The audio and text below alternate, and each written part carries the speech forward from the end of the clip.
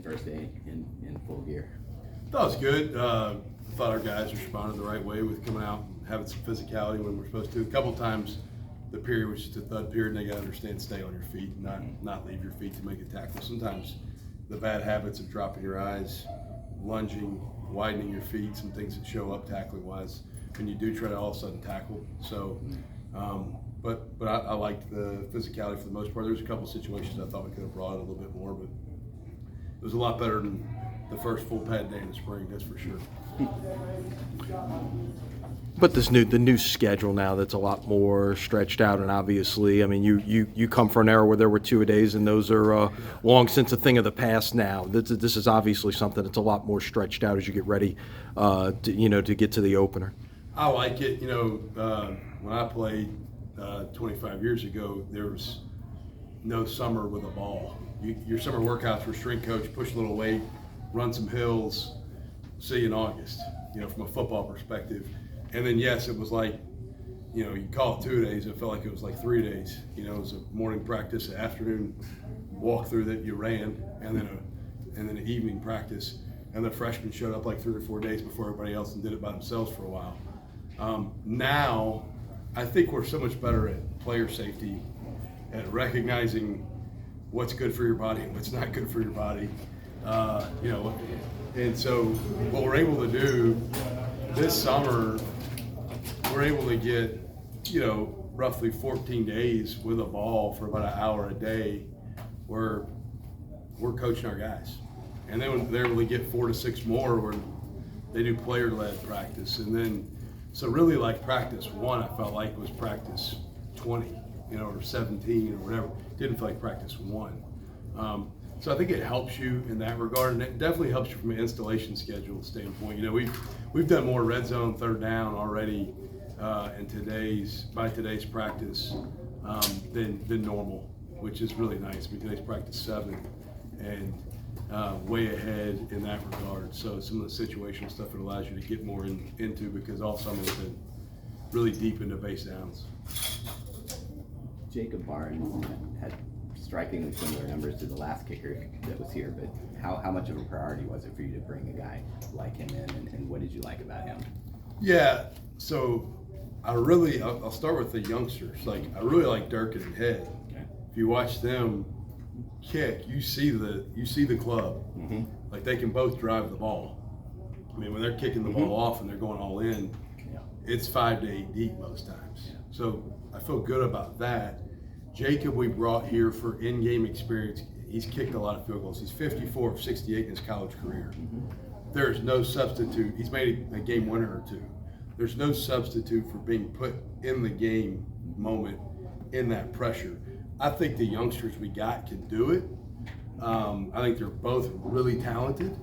I also like knowing we have a guy that's done it, and he's, he may or may not know this. Y'all are interviewing him today, I think, but he's got his pilot's license.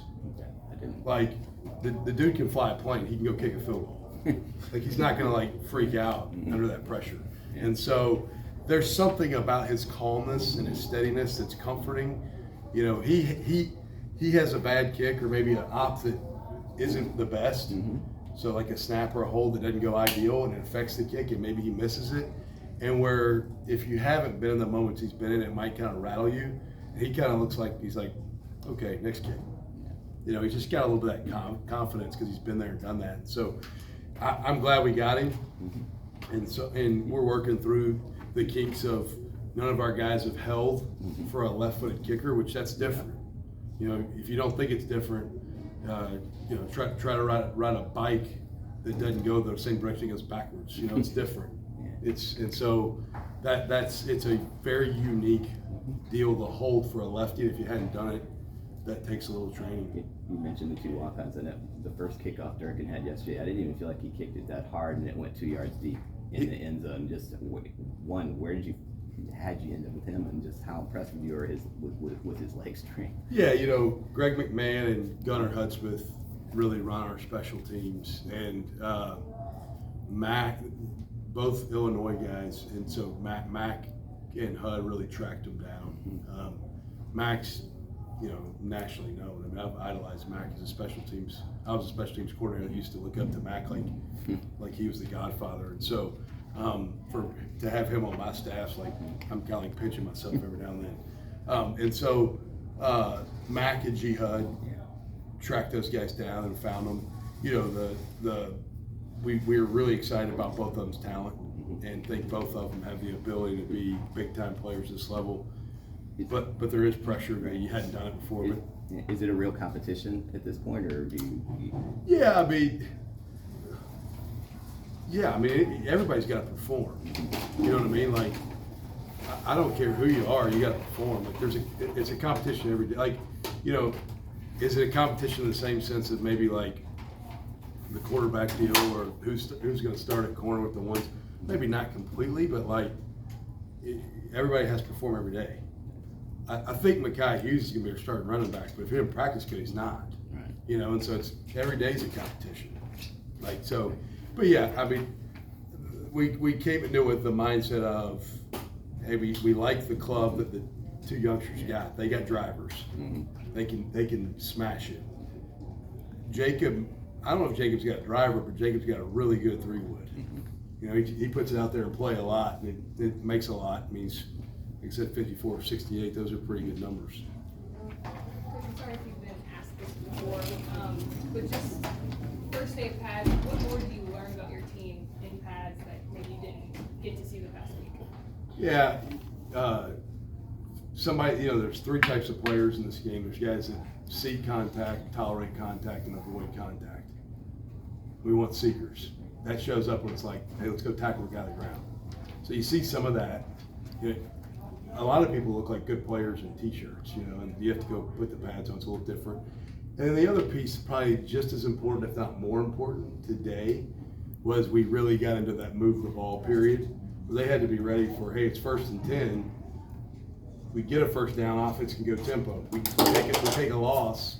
Now the offense has to respond to 2nd and 12. So that flow of the game and the pads being in the same day is kind of, you start to see guys have to play the game of football, not just practice football. So a lot shows up when you make it more physical.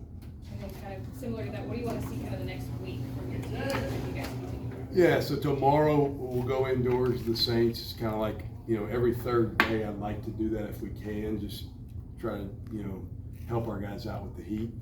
So we'll go over there tomorrow. We'll work some more situational stuff tomorrow.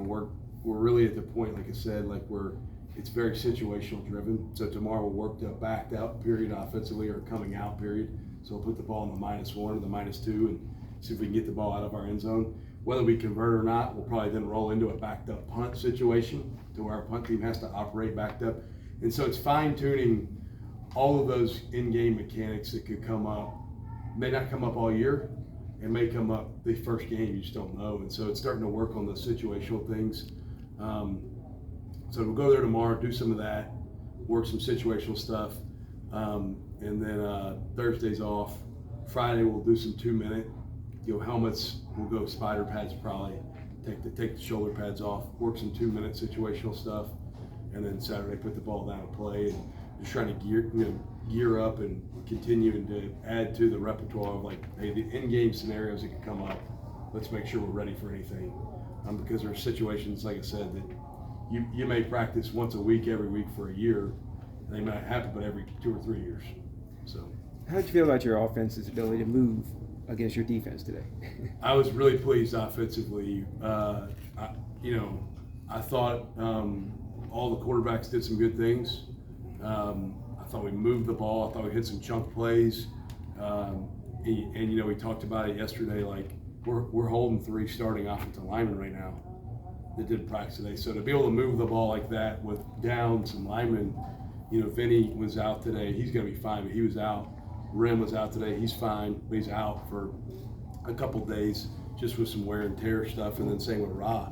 So 3 of the 5 were probably they're likely to start game 1. Didn't practice, and for us to be able to execute offensively, I think they did a pretty decent job of just changing tempos on the defense. And you get a big play, go fast. You want to slow it down and huddle. You control the tempo on offense. And I thought our defense did not handle the tempo changes well with their substitution patterns. They tried to sub a couple times when there was a tempo play. And so you can't sub, you gotta match when it's time to match.